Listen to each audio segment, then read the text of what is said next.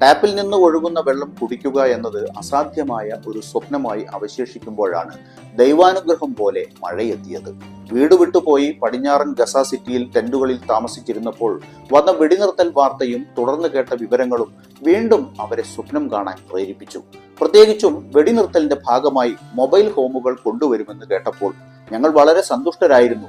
വാർത്ത കേട്ട് ആ കാരവാനുകൾ ആർക്ക് ലഭിക്കുമെന്ന് ആളുകൾ തർക്കിക്കാൻ പോലും തുടങ്ങിയിരുന്നു എന്ന് ഒരു ഇളം ചിരിയോടെ ഫാറ്റൻ പറഞ്ഞു.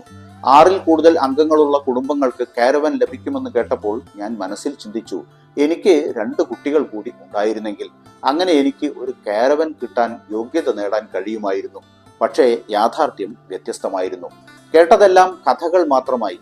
കാരവാനുകളില്ല, സേവനങ്ങളില്ല, പുനർനിർമ്മാണങ്ങളില്ല, വെള്ളമില്ല, അവശിഷ്ടങ്ങൾ നീക്കം ചെയ്തില്ല, ഒന്നുമില്ല.